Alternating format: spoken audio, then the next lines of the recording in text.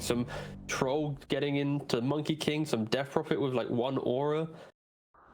Is that too much to ask for Ainkrad? Like this quad pick, she needs to be the damage dealer, the damage soak for the early game. She'll enable Dawn, protect the monkey.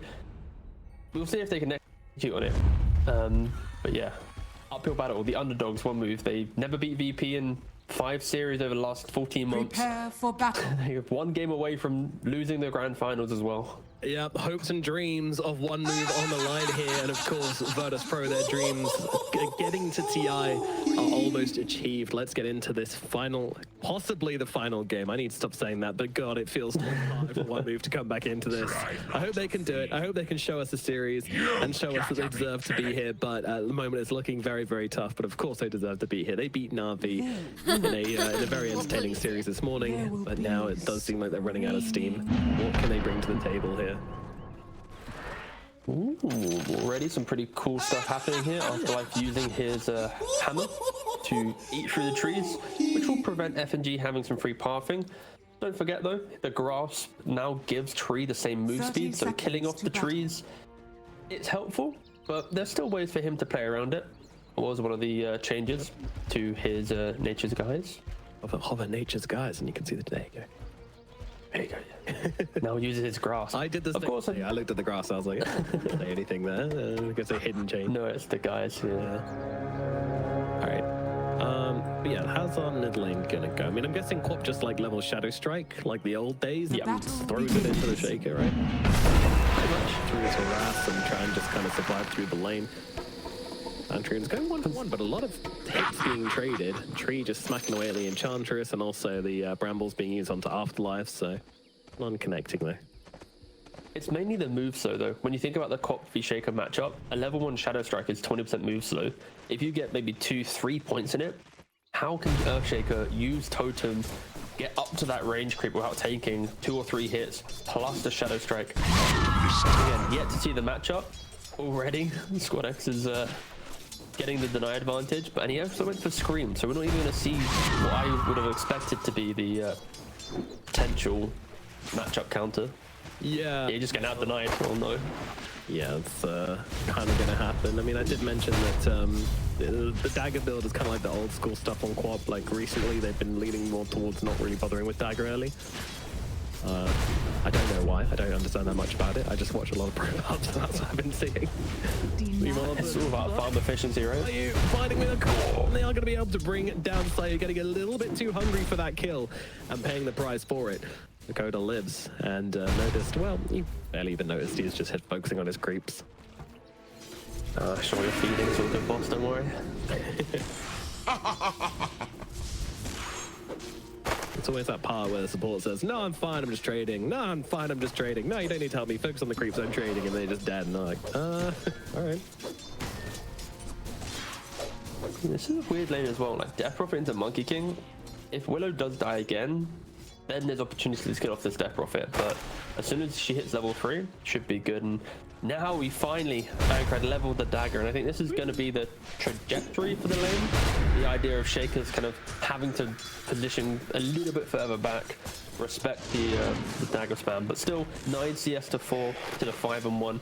Shaker is still happily farming up, no major concerns, just a little bit of a different way to play out the lane. I think not. Yeah, Squad X just seems so comfortable in this Shaker. Like, he looks like he's been playing this hero forever, which is weird considering he's bronze on it on Dota Plus, but who knows if he's purchased it or not. Maybe he's hiding his skill level on the hero, or maybe he's just been spamming it in punts recently. Who knows? But Has only got 5 competitive games on Earthshaker. Come on, Sprite! 5 in the third year after 2 games. down the bottom lane, he is going to be dying. You get the combo out on Tim pretty nicely, and yeah, Virtus.pro able to just kill off the support with relative ease. This is the power of the troll warlord in the lane phase. Such a beastly hero. Like up at top side, Vader, he's going to be able to kill off Notice. So one move on making plays up here in the top side. They keep trying to get the kill onto the disruptor, and it keeps not quite working out. Yeah, the Death Prophet, she needed level 3. As soon as you get to that second point in Spirit Cycling lane, it really just gives you, and again, much more presence. Oh no, Phantom Man immediately comes back, immediately goes down, and this time he will not have a TP, so he's going to walk back to lane, which leaves up Walk of Shame. Lonesome. You're not getting what you came for. Are we gonna double click the Ench as she walks back down the lane, or what's the vibe? Do we do this? Of course we do. Ainkrad. This is what you get. You're in the third game. Okay, we don't get it. I was gonna monologue for a bit. Middle. Bit of trouble here. The dagger's out upon him, the scream as well. 2 points in each. It's not enough to finish the job, but yeah, Ainkrad, he's relishing in giving this Shaker a bit of punishing now. Finally, Hero seems to be able to at least somewhat deal with this goddamn Shaker. It's still out denied and out CS, but just enough to.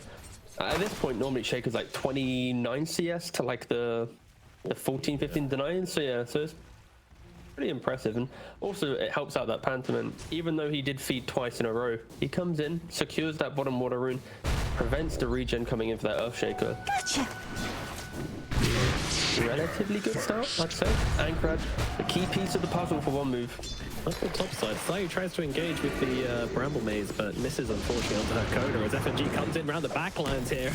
Get the hell away from me, disgusting tree. But Makushi looks like he might be brought down here, tries to get the Jingus off onto the Willow, but the Shadow Realm stops that from happening. Makushi will be killed off. That is tough. Carry dead on the side of one move. Nice rotation in from FNG. Even though he didn't actually connect for the kill, he absorbed the glimpse, and that was what they needed to finish the job. Yeah, absorb the glimpse, absorb the kinetic, and he's also lingering a little bit, staying in this northern tree line. Makushi just kind of walking straight back down the lane. There's a chance for him to die again. You gotta be careful. You die twice, and Emperor will take over. This will be absolutely awful. Yeah, they're trying to get Notice gets out of range to heal. It's not enough to really keep him alive here. He is going to go down a second time, and that's just back-to-back deaths for the one move carry. Oh dear. This is a lot of creeps, which might change this down to no chance of getting. Actually, it's only a pull into a half-killed camp, so that's a small savior at least, but range creep's gonna fall. There's no way of cutting this, which makes it feel good for the monkey. He's just gotta run back to the another walk of shame.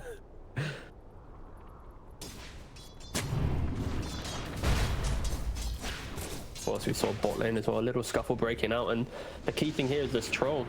Relatively unkillable. Like, the time it would take for you to actually kill, TP should be able to turn in. That's why you're seeing FNG make this map feel super open, making these moves. Hakoda going down as well.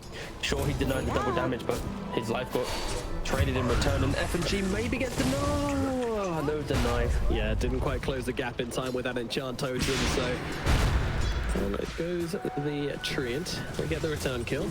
Pretty nice, honestly, for one move. Like, they'll take that for sure at this point in the game. Look at the net worth. Troll versus Monkey, it's 1100 gold difference, and in the draft, I spoke about Monkey having to make the right move for Kiritich. Hold that thought for a second. Whirling Axes connects on two. He has a stick and a Lotus. But I'm not sure it's going to stop it. Let's see. Lotus comes out. They're getting on the tower glimpses there as well. My God, how long is this kill going to take? They need more time, and they're not going to get it. Rotation in from FNG, and Kiritich just chilling. He's chilling. He's just continuing to CS under the tower as if absolutely nothing's happened. Unfazed, unbothered, hydrated, moisturized, relaxed in his lane, flourishing right now. Damage is an issue for one move, and the best thing is like, Troll's unkillable. Like, the Whirling Axes would do everything. 2 seconds later, they're ganking him. It's like, he just doesn't care. He brushes it off. Yep. More importantly, how is Monkey approaching this? And the answer is not really. He's got an Orbital Corrosion, and he's looking at treads. He's not giving us any indicator how he's going to approach the itemization for the mid game. I think for one move, Blade Mail and Dawnbreaker, Quap having any item is probably the key to go, because right now you cannot rely on this Monkey King to do anything for you. He can't kill the Death Prophet. He doesn't really want to start ganking the map. If anything, he's just getting ganked again. FNG is being an absolute nuisance on this map. I've not seen a tree be this active before. He's going to be able to bring him down here, I think. Life Drain connects along with the Exorcism, and that will be a dead monkey up in the top lane. fight's getting so rough. Kiritich as well, he's just chilling down here. I mean, sure, they're probably going to take his tower, at least get it low, but I don't know. Here comes FNG. It's a DP following. No, she is not. We might have a look for a kill here onto FNG. The Blitz does come back on. Tim Starbreaker to follow, and that big old bomb comes down on that tree's head. It's under attack. And, you know, Kiritich just kind of watching. And it feels like he's ascended this game, and he's just like a god watching it. But Makoshi just Top lane. Yeah, they've taken the tower already, and Makoshi, wow, TP back in on this. Well, support is coming across. Ainkrad's here, but oh, it doesn't quite connect with the dagger, which means that Notice will just be able to run herself away. Right, and down at bottom lane. Okay, is this the time where they bring down the troll? I don't think it is, and now he's gonna pop in. Past the man, he's just gonna get chopped up. See you later, son. Down goes the edge, and finally, well, they don't even take the tower, and they just give the troll a kill eventually. Tayu killed off in the side by Hakoda and by Ainkrad, so it's something. Sonic Wave committed for it. VP are just controlling all the moves right now. The Death Rocket hitting the tower top. Makoshi, he TP'd back in, gets the rainbow TP, but there's no dagger slow, there's nothing, there's no glimpse to bring that Death Rocket back into a kill state. So very awkward moves coming out from one move. And Troll, we've seen it, what, 3 times in a row now? He just continues farming bot. How often do you see a Troll Warlord protect his tier 1 tower this easily? 2,000 gold already built up by Virtus.pro. All 3 of their cores about in that kind of 4,000 gold bracket. Monkey King now 1,400 gold behind. He's queued up the Midas. He knows that this game is going to be about the big comebacks. If there ever was a game to mount one, it obviously is going to be this one.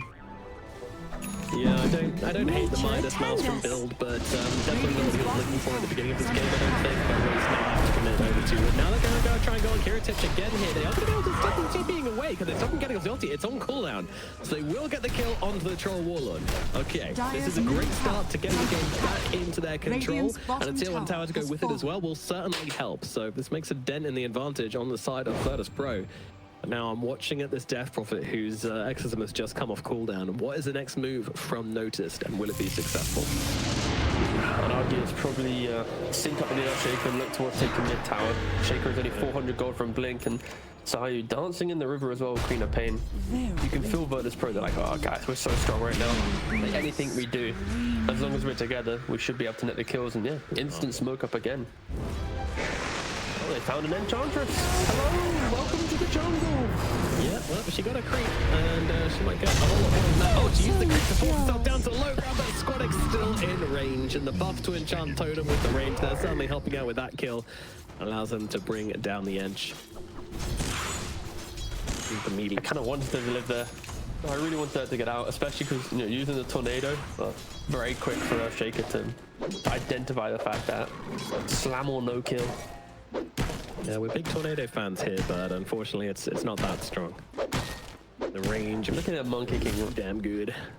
Yeah, it wasn't really fun looking. Like, every time I look at Monkey King, I get a little bit sadder. Like, just knowing that he's the carry, yeah, with no real farming tool. Is this a Midas on his career? Is this? No, he's a recipe away. No. He's a whole recipe away. He's also got Echo Saber, like he's... Maybe if he spray paints that glove gold, it could look like one. Pretend. I don't think he can even afford a can of spray paint right now, mate. He is... Yeah, it's tough times. The economy has hit us all hard. Squadix, he's got the blink down, he's gonna go for it. Look at the ultimate comes out from the disruptor, but he's not got the right man's life. He's already gone down. Now, well, Monkey ultimate is down. Squadix taking some hits.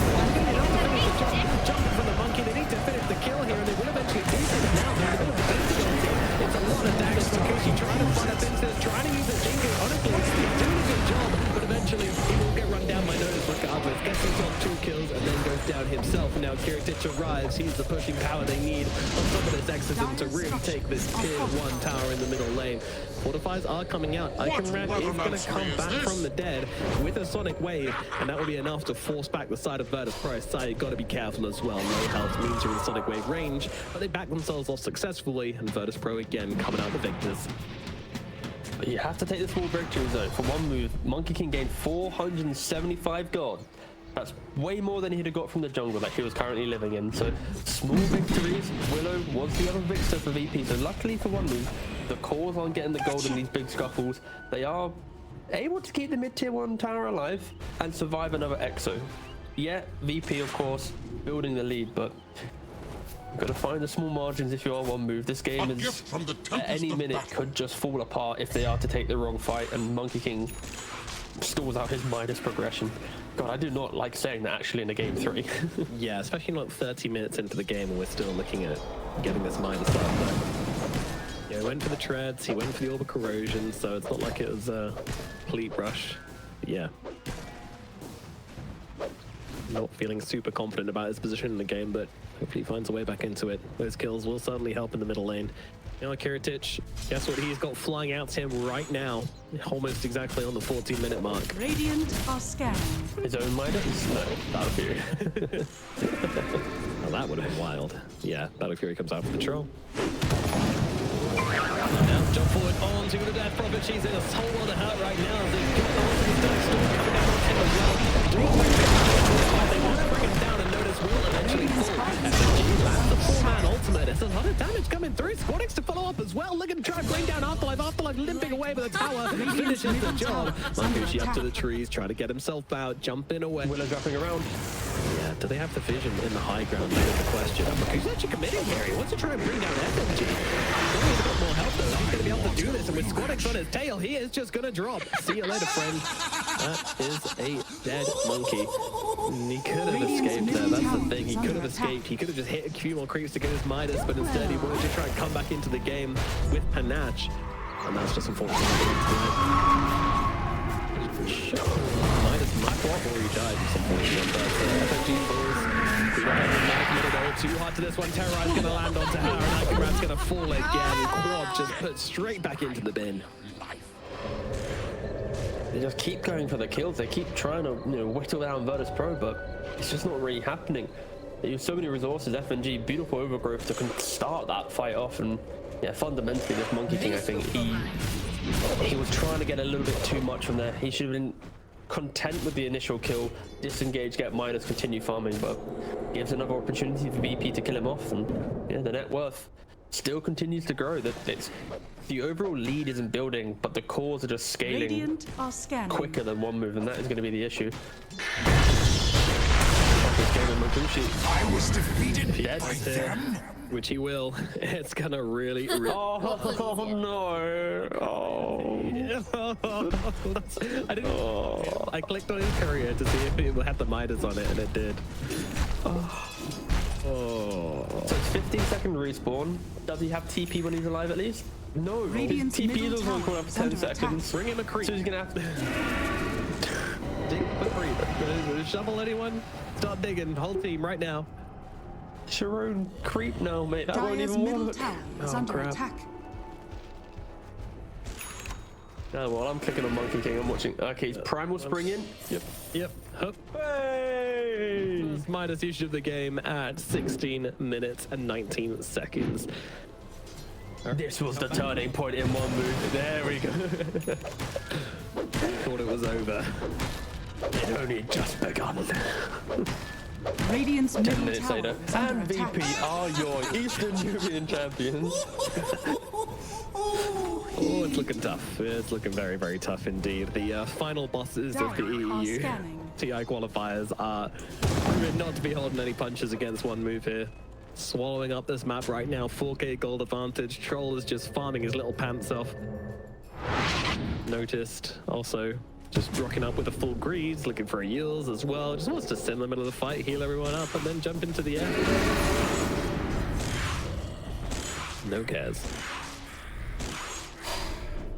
I think if anything, one move needs to continue just hitting creeps and protect Roshan. Don't do it themselves, but just be in a position where they can maybe look to take the fight. I think Dawnbreaker is going to be the X factor for me. She has the Blade Mail, really yet to use it, but if she can get on top of the Death Prophet, eat through a bit of that damage, maybe the Willow in the bedroom, there's ways for Dawn to put people into awkward HP territory, and then Quap can capitalize. In no way will it be easy, but I'd like to see one move not smoke up, play kind of the wider map, and then just keep Roshan at the front of their minds. Let's look at that. Top line, Squadix just comes in, slams down onto the poor old Enchantress and claims a very freebie. well. I'm very proud brutal. of you. In less than a second.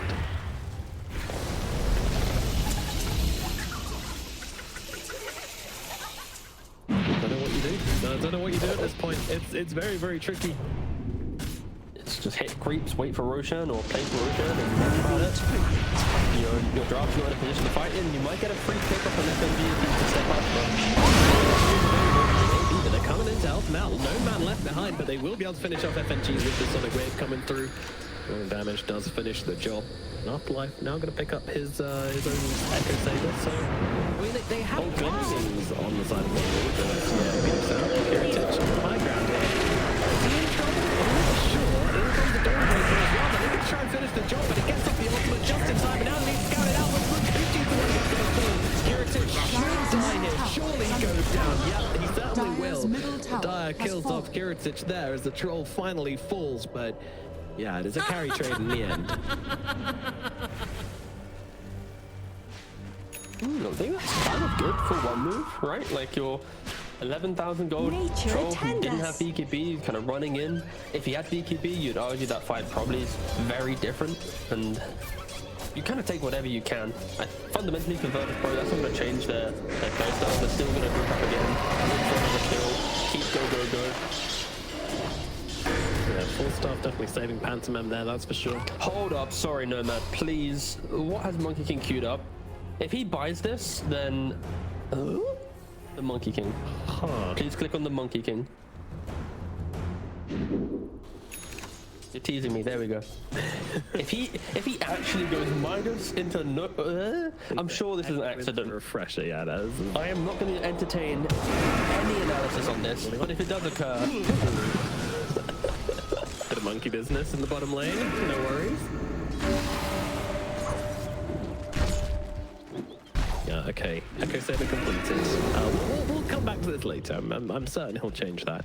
Radiant's top tower is under attack. double Wukongs to contain the fight.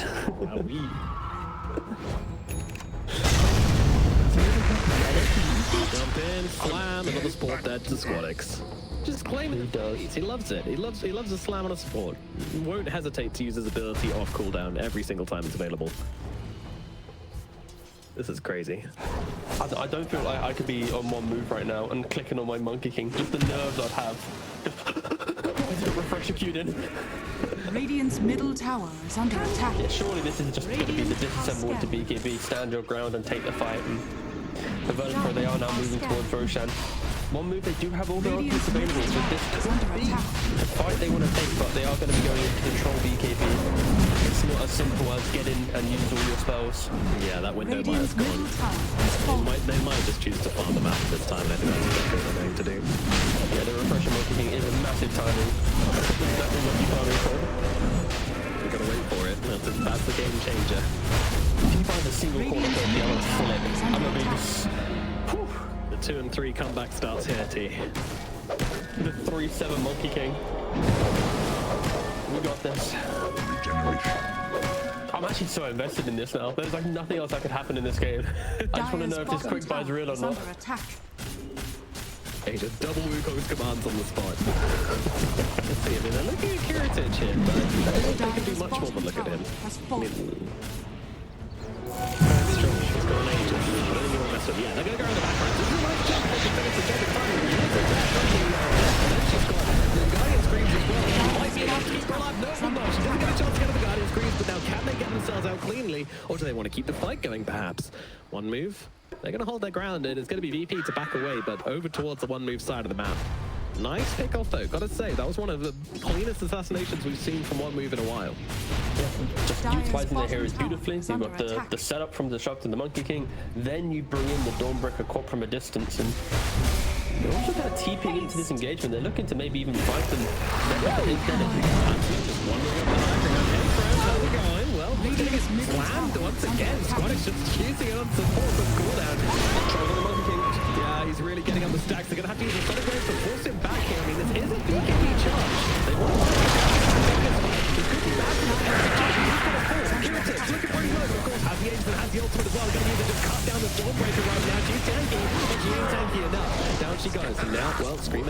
Bane gonna buy a little bit more time in the backline. Squad's just eating up supports once again. Grabs down Hakoda. And Handsman on the run here. Forced up away. Keeps him out of range of his Earthshaker, but not for long. Shaker closes the gap. Big old block. Heritage as well there. Fisher finishes the job. And VP still managed to piece the fight together regardless of how scrappy it was. Dire's bottom tower is under attack. It's troll water with the Aegis. Like, even if you get the kill, I think there was some nice, Summer Wave usage for the pushback to delay it, but they are so powerful. The Dire's bottom tower ability to continue fighting and up there on the. He did go for the Mithril Hammer. He isn't buying a cornucopia. He isn't griefing his team in the game 3 of the grand finals. Scaling is on the menu still.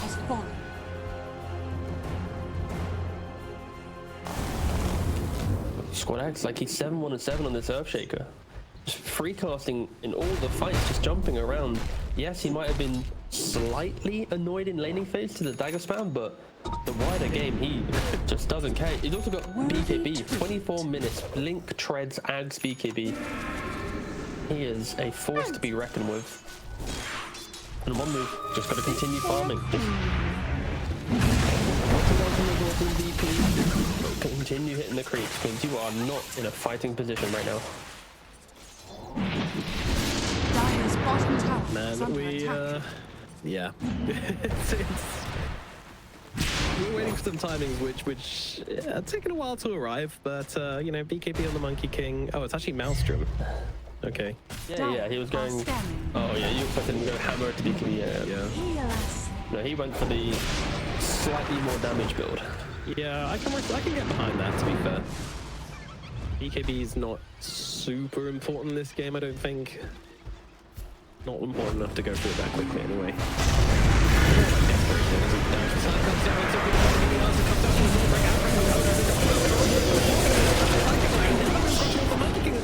Monkey falls too. Mancucci's just gone. Pantomime also in a spot up while the hero Squatters closes the gap and slow as you like tries to go for the hit. It's just one hit. Lock from the record. He had to do the damage regardless. 3 down on the side of one move once again. When the Dawnbreak ultimate isn't enough to save the day, then things just get very sad very quickly to the side of one move. That was an incredibly ambitious blink in from the Quap. She just jumps in under the cover of night, Shaker with no second guessing, just boom, instant Echo Slam follow up BKB.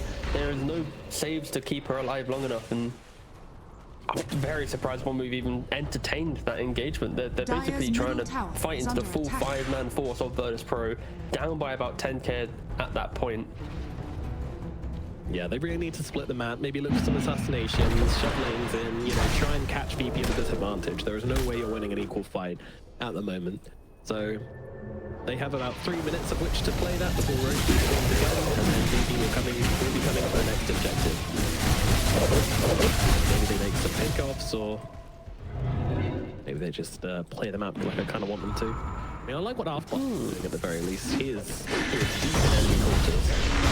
Yeah, this is kind of what Monkey King again. Yeah, this combination is so filthy. Yeah, but I think it's an Earthshaker. You just stick with the hero so much as well. And that's exactly what you want from a Bedlam partner. And now notice he's coming into this fight just trying to stay on top of the edge. She's got the hero coming out, the Spirit Vessel coming through as well. It's not going to make a difference. Nearly TP's away. Gets finished off regardless. And that's another kill going the way of Virtus.pro. And not to mention the Monkey just getting slammed in once again. Dire's top tower Really committing slam for this one. It's just right clicks and vision. As much as I scared of playing ranked again with Shaker being so powerful, there is something awesome to see that like spirit heroes and like super mobile mids are now fully counted by this hero's existence. Like the concept of blink slam, instant lockdown, it's like, oh god, the mobile guys, they're gone. But Virtus.pro, they're not gone, they're up in the high ground. They're hitting this tier 3, one move. You've got to mount on the fence, you didn't do it in the previous game. Coming down, the damage is too much, even with the Dawnbreaker to deal with. They take down the Quap, but immediate buyback comes out. And Virtus.pro, they're going to respect it, backing themselves away. They don't want to finish. Oh, FNG! Yeah, but if you take a step too far for, oh yeah, he's kind of caught up. Nature Oh, they missed attend the us. dust! Come on! Shiver Sentry? Oh no! Just a second earlier on the Boundless Strike. that summarizes the entire game. Like that single play, the entire series. F&G, what a goat. Anything out the dust. Leaving just in time for the boundless strike. Best in class. Yep. Reading them like books. 20,000 gold at that 30-minute mark. This is... The scary thing as well, it's not as if like, for one move, they're like, okay, our Monkey King, he's a good matchup beat troll. You know he's gonna get to like 45 minutes and this is OP. And that just isn't the case. This Monkey King, when you pick it, it's like you pick to play tempo, but not for the scaling into troll like this. This is what I was scared about. Like I was saying it during the draft and I'm still feeling it now. Troll's a very good pick to put the pressure onto a Monkey King that you have to execute. It's probably why Munkushi was always looking for that extra attempt at a kill, making the moves, like even pre-Midas and pre-anything that was securing his game. But of course, it just didn't connect. You gotta find a way back into the game somehow, and you're not gonna find it without taking some risks, so I definitely respect it, but it didn't really work out for Munkushi. He's still so far behind. It's tough. He also looks pretty scared to even try and split push here, because with the tree with that shard, being invisible with nature's guide, they know exactly what they want to do. As soon as Afterlife is shot in the face to take him down in a matter of instants. Bedlam into the slam, and the Breaker's put to bed.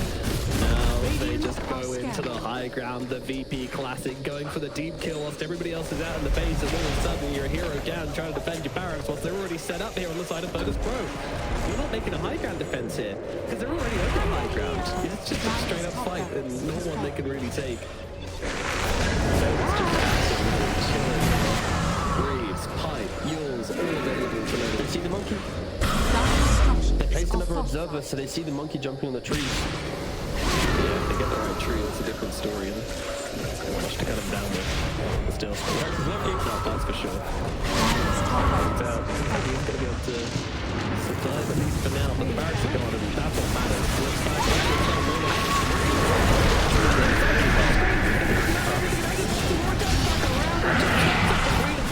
One hero dead, two heroes dead, Hakoda eats it, then comes a whack with the enchant, turn him onto Afterlife, and that's going to bring them to TI. Virtus.pro will win the EEU TI qualifier, securing their spot as the greatest tournament of the year team. Hakoda also just has that piece.